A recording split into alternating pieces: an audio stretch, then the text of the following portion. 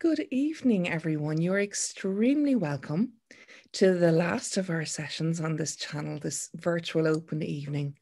And it's a session on careers in business. And we're delighted that you've chosen to join us. We have a great panel here this evening who are going to join me now.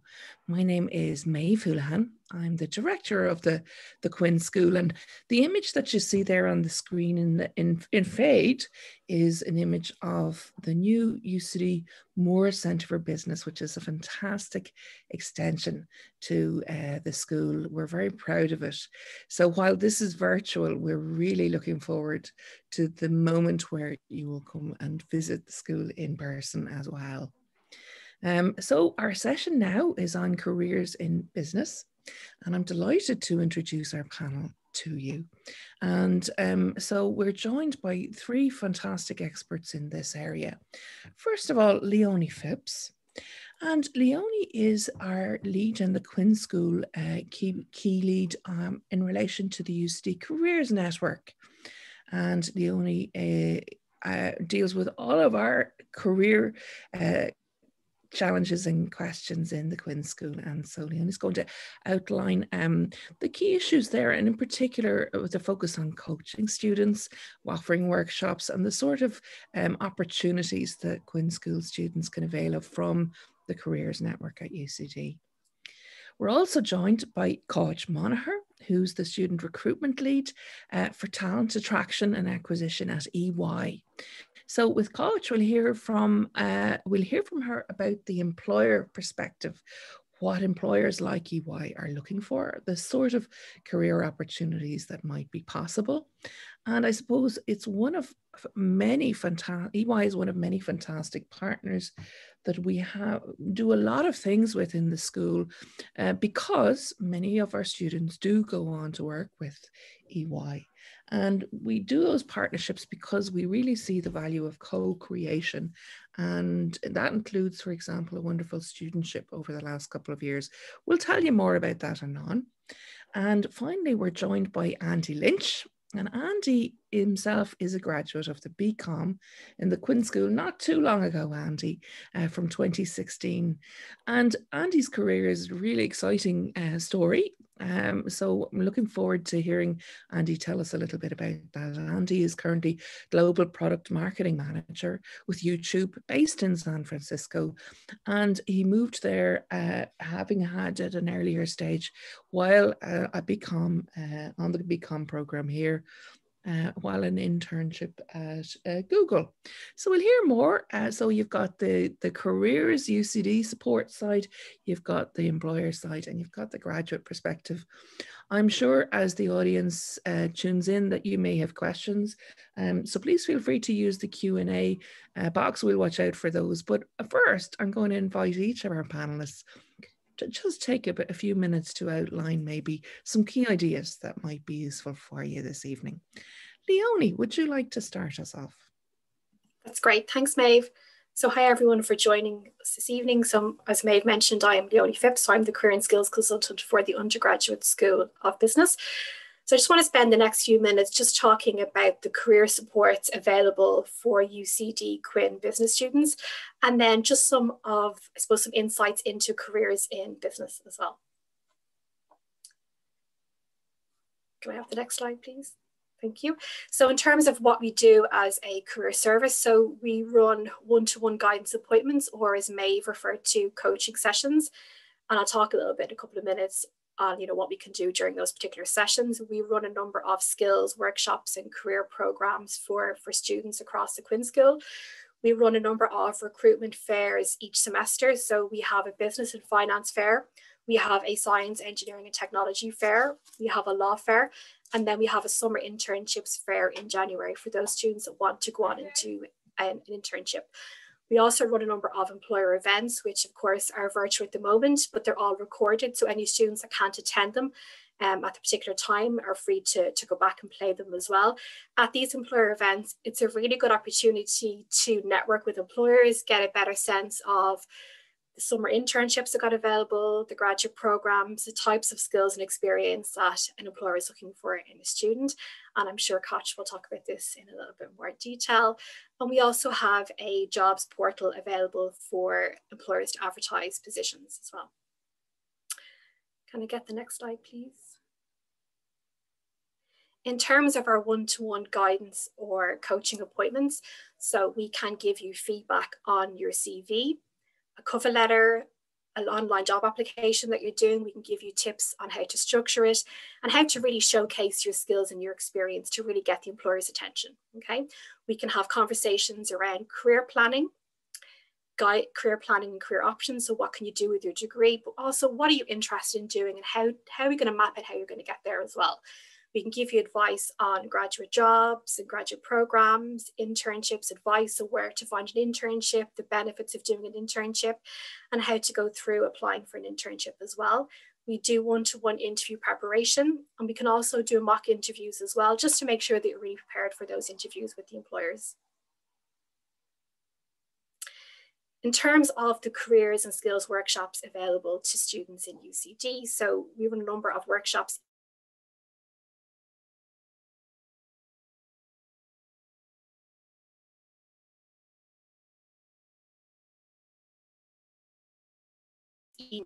again, how to search for jobs on LinkedIn as well.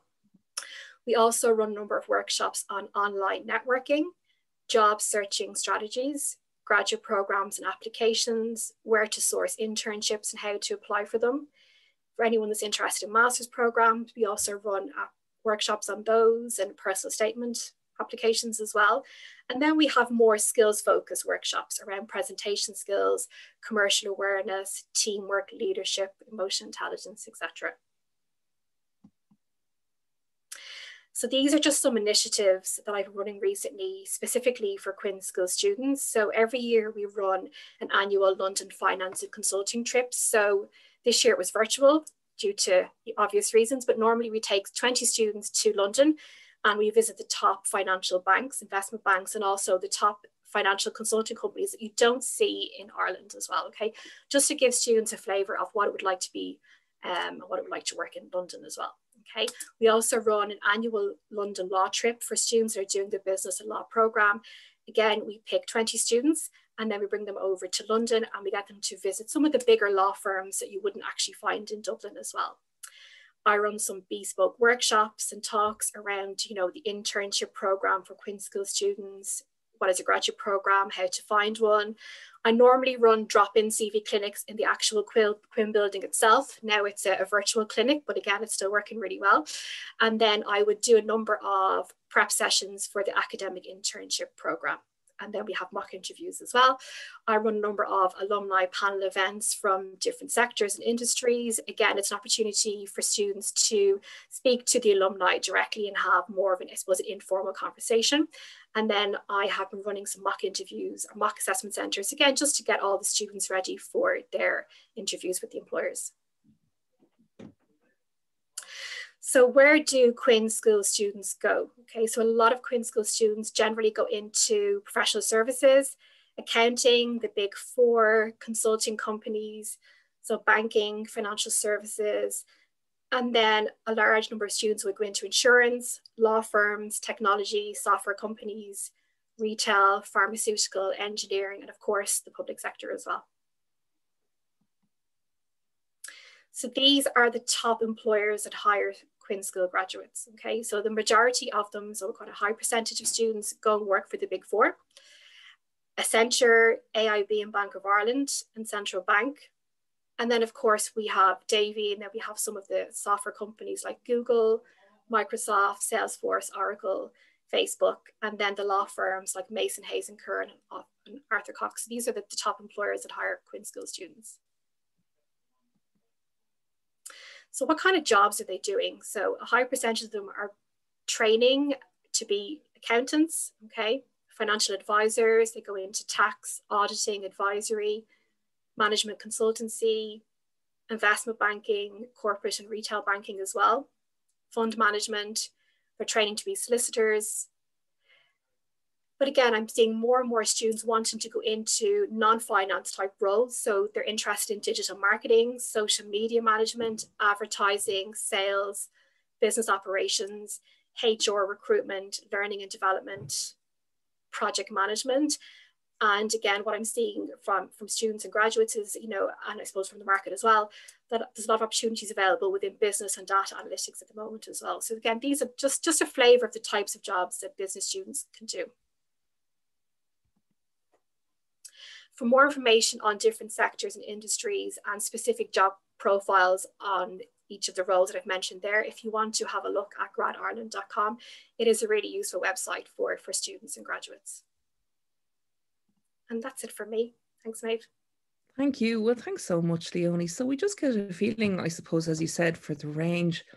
I remember a couple of years ago hearing somebody say in a session, but I didn't come to college just to be employed. And I thought it was a great point, you know, because college is about so many things. It's really about expanding yourself as a person.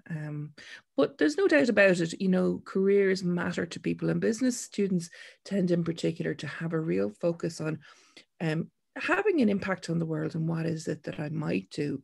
And very often that's about the first couple of years and moving on from there.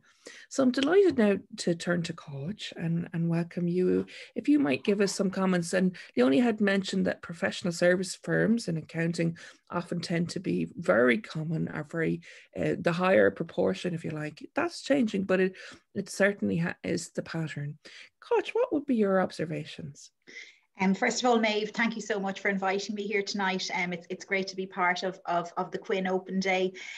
Yeah, just to pick up some very valid points that Leonie mentioned, as Leonie quite rightly pointed out, one of the natural, I suppose, employers for, you know, Quinn School students to naturally consider would be the Big Four, of which EY is obviously one of those.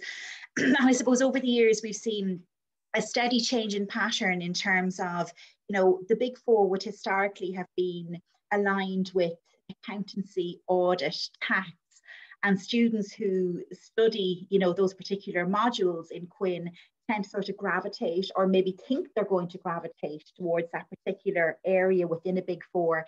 But I suppose EY and indeed the other Big Four firms as well, we've moved away slightly from that traditional tax and accounting firm, if you like, and we're moving very much into key areas that Leonie mentioned as part of her introduction. Data analytics is most definitely a key area of our business at the moment. We're doing some fantastic work with the HSE and COVID and that, so it's very, very prominent in terms of our business. Consulting or advisory, management consulting as it's known as well, is a significant pillar of our business as well.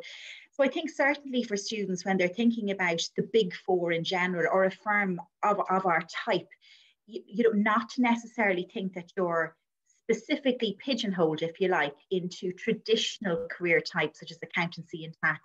Think about the broader remit as well. Students, particularly, you know, in data analytics, you know, they're going to come from that quite technical degree. You know, they're going to have that basis in data analytics and the numeracy side of their discipline.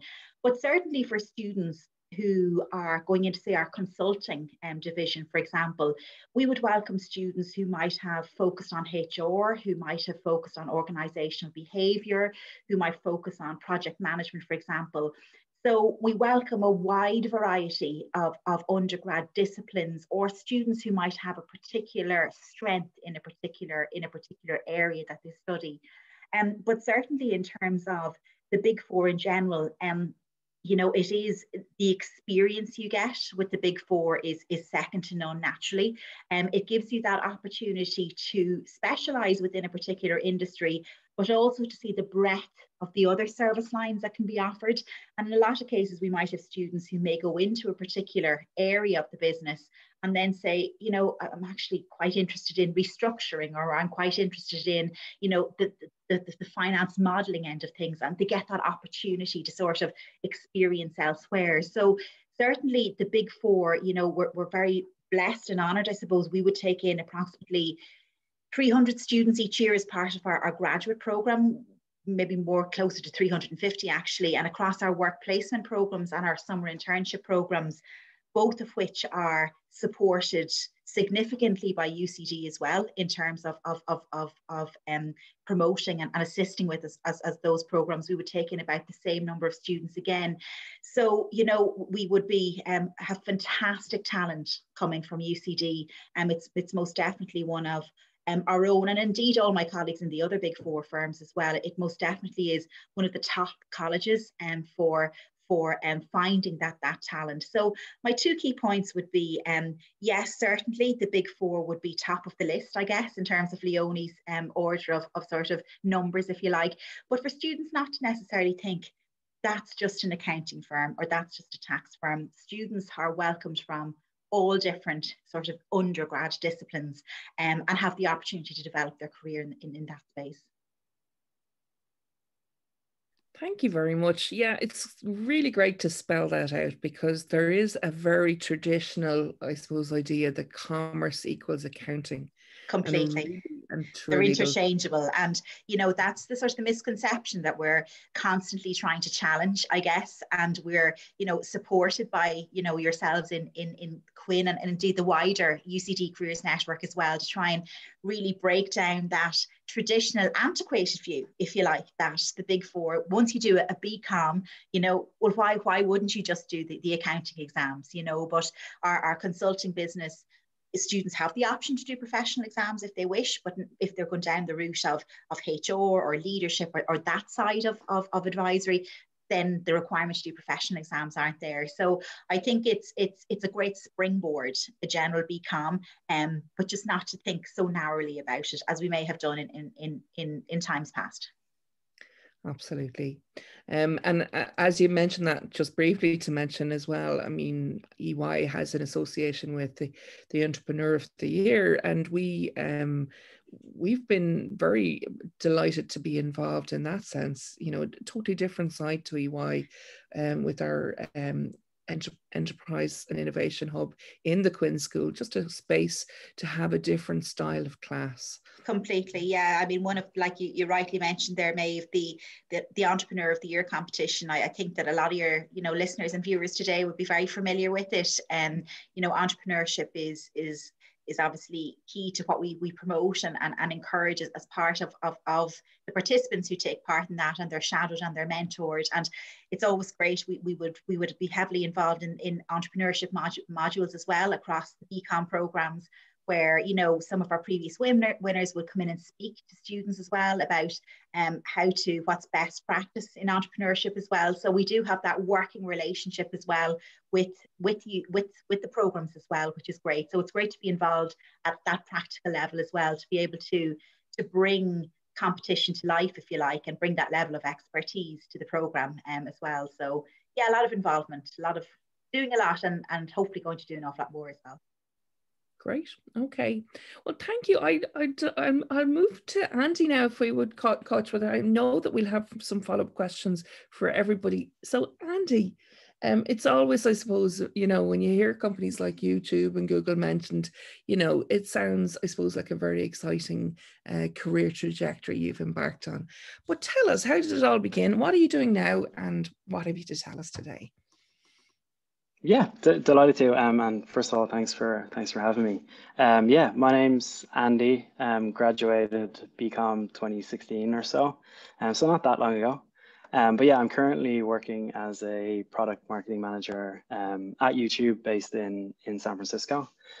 So I suppose just to give you a very high level view into kind of what that entails, our day to day is essentially helping the product teams and our engineers and the folks pretty much responsible for building YouTube and its features and products to kind of think about what's next. What do we want to build? What do our users want? What do they need? And how do we kind of get that off the ground? So that's kind of a high level, or kind of the overarching goal of my position, at least.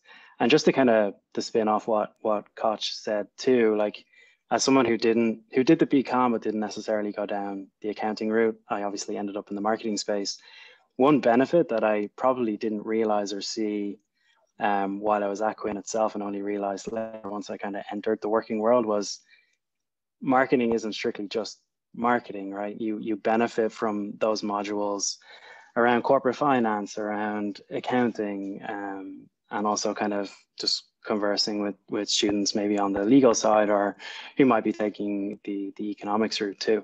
I think that's just by nature of the role itself. It's so cross-functional that you need to be able to converse with those people and kind of understand where they're coming from and maybe some of the concerns and things they're thinking about to be able to get some of these projects off the ground. So I think that's another benefit that you only realize later on. So the kind of broadness of the early days of BCom and the first year or two really come to benefit you later on. So I bear that in mind too. But going back to your original question, Maeve, yeah, I studied in Clonkeene College, so I'm not sure if there are any students on the call. But then, yeah, joined the BCom in 2012. So I think, like many people on the call are probably going through now, I really didn't have much of an idea of what I wanted to do. I knew that I wanted to go down the business route, but hadn't really a great understanding of the options. So that's kind of why I chose the BCom, having attended probably some sessions in person like this and getting a grasp of kind of where people ended up and the wide variety of roles they were in. But yeah, it was kind of over time, within kind of the first year to 2 years, having taken modules in different areas, that I started to realize that it was the more, I suppose, entrepreneurial, creative, focused modules that I really enjoyed. And yeah, I just found myself like being naturally interested in those things. And as someone who gets bored very quickly, I tended to pick those modules over and over again as they came up. And I think as the years went on, obviously the internship program was a huge benefit to like really lock in what exactly it was I wanted to do. And so I managed to get the internship at Google and spent 11 months or so there. And again, kind of got, while I was again working in a kind of product marketing focused role, I got exposed to what it was like to work in the finance function or the HR function and all of those kind of cross-functional teams that you would interact with daily. And I think it was the internship program that really helped me lock in where I wanted to go and how I might get there, kind of returning to my final year. So yeah, it was just great exposure. And I think the contacts I've made from that year or 11 months have really stuck to me in terms of reaching out and switching roles and trying new things over time. But also, you know, you come up against situations or scenarios where you don't necessarily know the right answer. And it's always good to have those people to fall back on and get advice from as you kind of come up against those things. Absolutely. Well, you're being one of those people, Andy, right now in helping us, you know, think about that, and particularly people on the call. Did you always intend to go stateside? Is that part of your thinking, or was it about the type of work and the companies that you wanted to work with? I think it was more the work first and foremost, like the modules that were more entrepreneurial focused and creative, I would say, are the ones that I gravitated towards. And then it seemed natural, especially after the internship, that Google was somewhere where I'd be able to kind of exercise that passion, I suppose. And I think the stateside decision and moving outside of Ireland was something that kind of came later, but came through kind of the contacts and people I was exposed to during that 11 months and my first kind of year to 2 years in the Dublin office with Google as well. Well, I'll ask you one more question, Andy. There's a question from our panel, from our audience. And audience, if you would like to ask a question, please do use the Q&A box. We're delighted. But yes, to several people are asking, is it difficult getting an internship in Google or Microsoft? In other words, non-accounting firms. Now, I can answer more broadly, but for you, Andy, was it difficult getting that internship at Google first out? I think the most difficult part is like in encouraging yourself to just go for it. And I think being surrounded by the students you're surrounded with day to day in UCD and their particular like ambitions and to make what they want come true, I think kind of pushes you in that direction to feel like, yeah, I can do this and I can take a chance. like, yeah, it's definitely nerve-wracking putting up your hand for the first time, and kind of going in there and seeing what it's like. But I think that's the only way you can get better. And yeah, the internship interview, if I was to have it recorded and look back now, probably wasn't as smooth as I would have liked, but I think you get better over time. And yeah, you'd be surprised by just putting up your hand, I think, and going for it, that some things just tend to work out. But yeah, definitely competitive, but worth a shot. Yeah, and to the broader question, we do tend to have quite a number of internships across a number of the tech companies, our software IT, particularly Microsoft, LinkedIn, and onward, Facebook, HubSpot, and so on, over that span of companies. Google absolutely, as is legendarily the case, it can be very tough to get into, but internship is a great route in, I guess, because it's a real, I guess, meeting. You know, that's the nature of an internship, is both parties get to experience each other. One thing on that, Maeve, that might be interesting too, and Koch, maybe you have experience in this as well, being on the other side of it. But I do distinctly remember when I went back to interview full time, like, obviously, as with every interview, there are some questions that aren't as easy as you would hope. But I do remember calling on kind of some of the modules I had done in my final year and some projects in particular that I had done at Quinn that definitely dug me out of a hole. So I think what you're doing day in, day out at Quinn definitely helps in those situations where you might not have the work experience that is required to answer the question more fully. Yeah, no, completely, Andy. We completely appreciate as employers when students are applying for, particularly for internships, when they're not at the final stages of their college life, you know, they're slightly younger in their college life, that students are not going to have the breadth of real life work experience. It's just impossible for them to have that. And we do ask them very much to think very broadly about their entire experience and their entire, you know, life to date. And like you rightly said, Andy, what they're learning in college, you know, if there's particular modules that they might be taking part in that might be around professional development and personal development, that's key. We really look for their participation in those type of modules. And also as well to think about their broader interests. I'm sure, like when you interviewed for Google, you probably had an underlying passion for IT and for, you know, just for that sort of tech industry in general. They're not expecting you to be a tech expert when you interview, but it's your passion that shines through. So I think a lot of students, particularly when they're applying for internships, there's nearly this imposter syndrome, you know, oh, well, I couldn't possibly be able to apply for that because I don't have X number of years experience. But employers genuinely do look for that breadth of, you know, what they've done in university, passions for sports, for charitable work, for, you know, there's so much more that a student can draw upon. So it may seem very intimidating for a student to apply to the likes of Google or indeed YouTube or EY for an internship, but just bearing in mind that employers really are looking for your breadth as an individual. So I think it's a very valid point as well. We don't expect you to have 20 years experience. That would be asking quite a lot of a 20-year-old. So yeah, we're very mindful of that. It's also true that is where Leonie and her team and workshops and opportunities come in. In other words, that's a moment, I guess, even if you don't know, there's a question on the question list. How did Andy choose, for example, or would anyone choose between accounting and marketing if you kind of like both? And, you know, we try and help you think about that in the school, but certainly the careers team are fantastic at giving you some challenges to help you figure that out. Would you say, Leonie?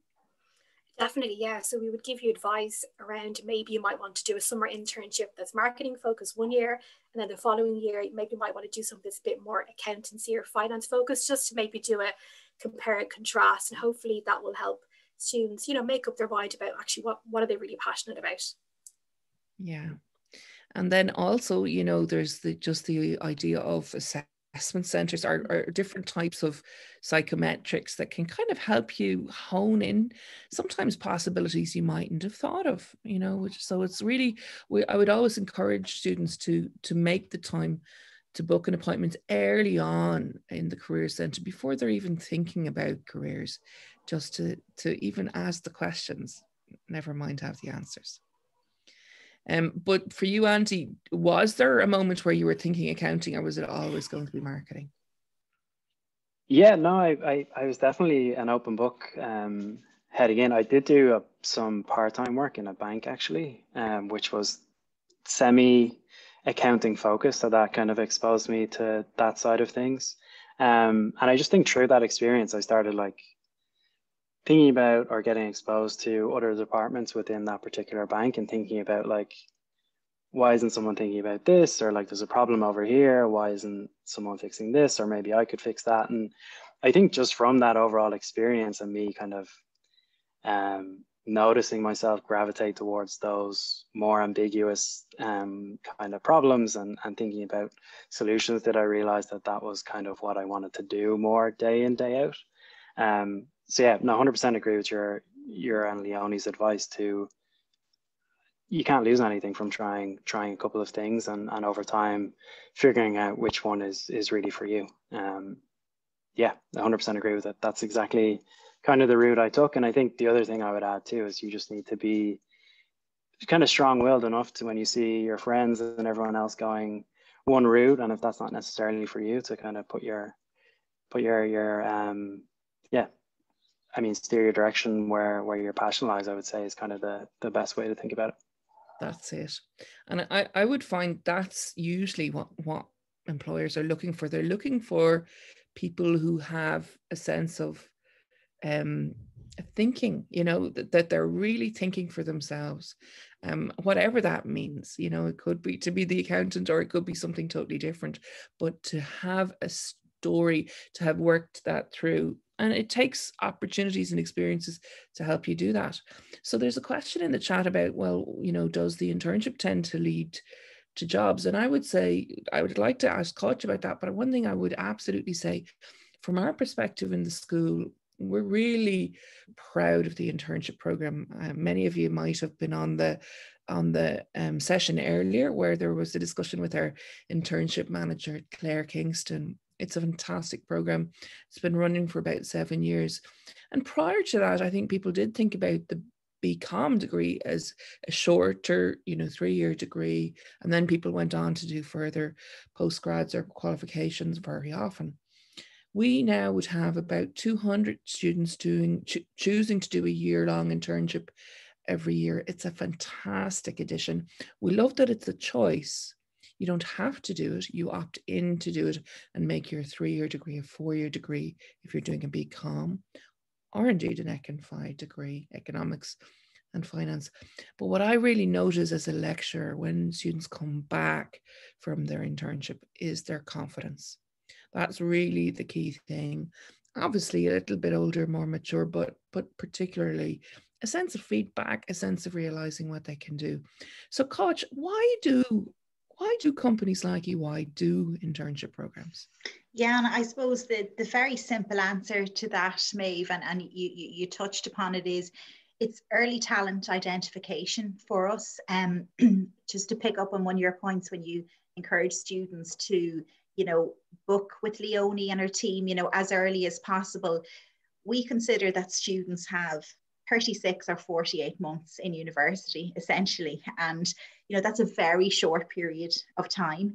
And for us, we like to identify key talent very early on. It's very important for us to engage with students and I suppose nurture them throughout their final years in college. So for us, like you rightly said, the internship program, particularly the program where students come in for 9, 10, 11, up to a year's placement is critical for us, essentially because the student, in some respects, they become very much part of the business very quickly. I often realize when you hear people who would have had a number of different interns on their team, and then they have to go back to their final year in university, there's a sense of where has he or she gone? Because it's nearly, they're with the team for so long.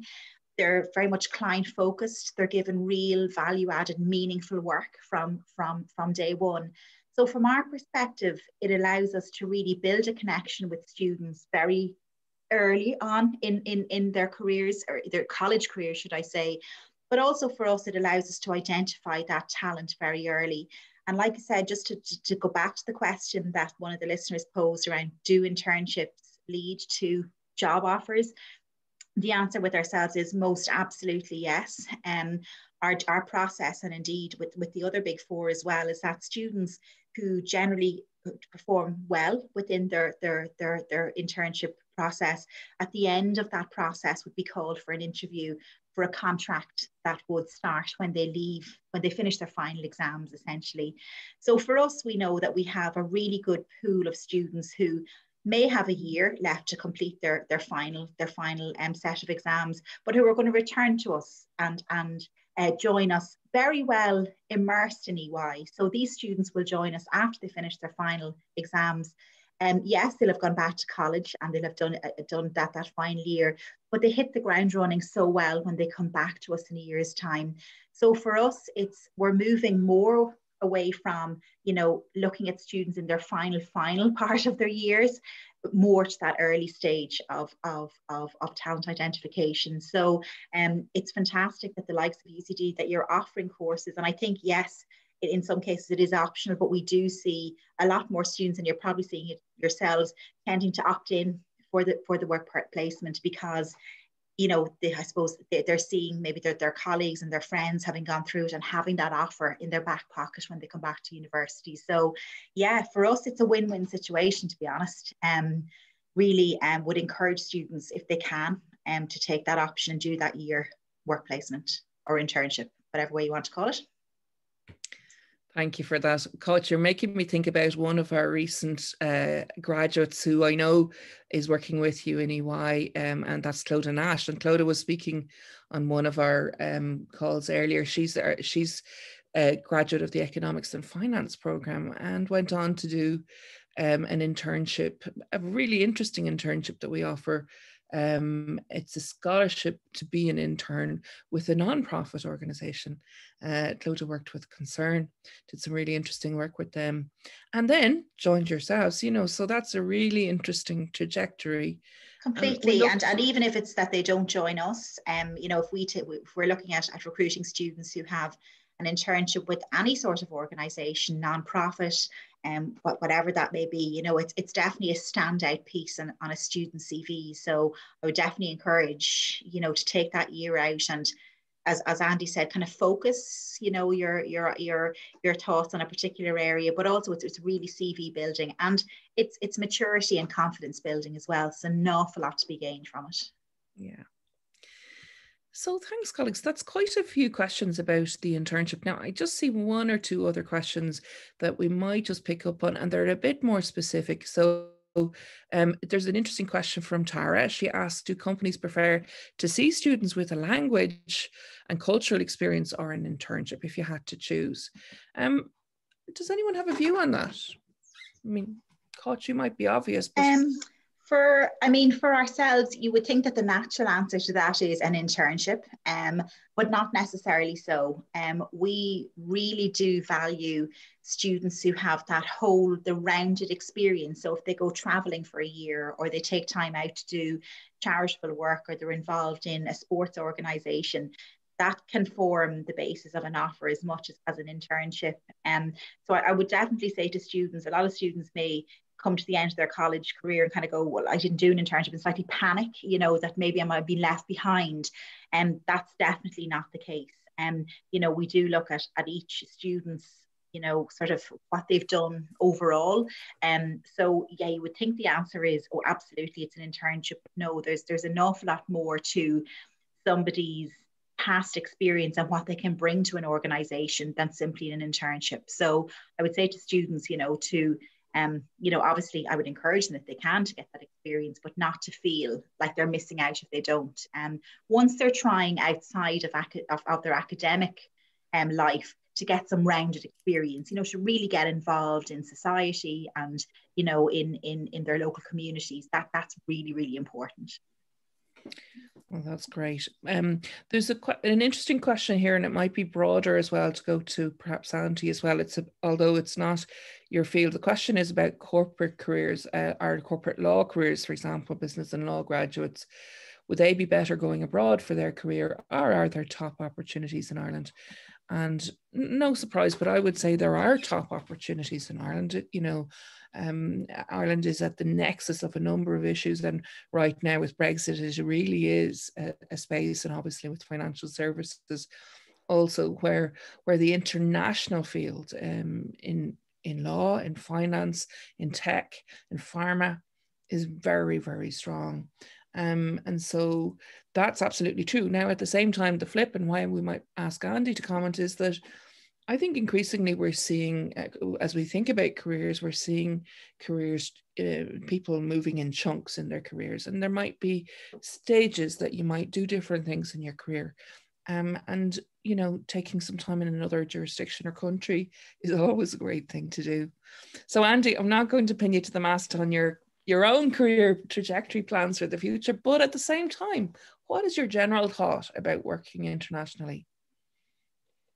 Yeah, no, it's a good question. I think going back to my point earlier, I don't think I planned to be here from the outset. I think given how many global, like multinational companies there are in Dublin, it may arguably be easier to start in Dublin and kind of take those opportunities as they unfold. I think going internationally, at least in the business space, in my experience, is hard to plan for, especially just as a fresh graduate, I would say.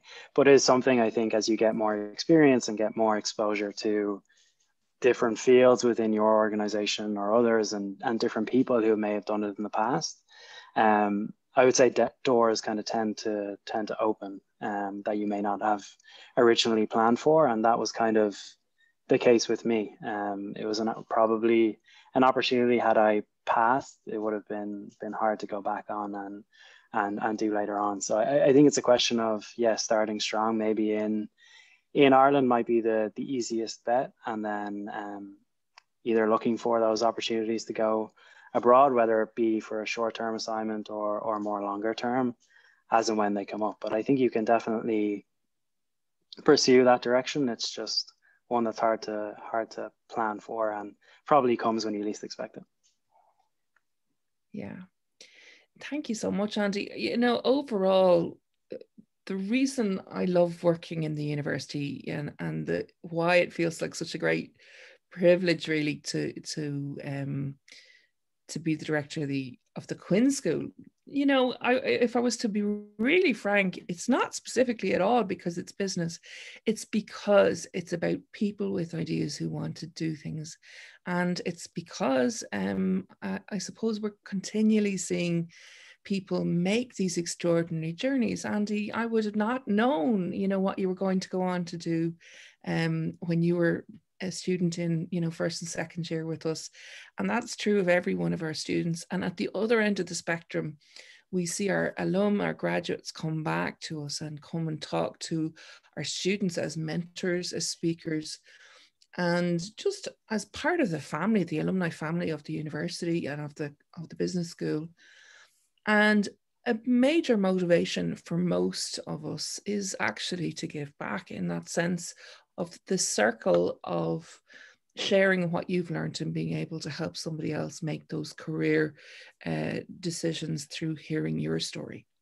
So that's one of the wonderful things that we get to do, is hear what people went on to do and connect the dots then between current students, aspiring students, and graduates and alum.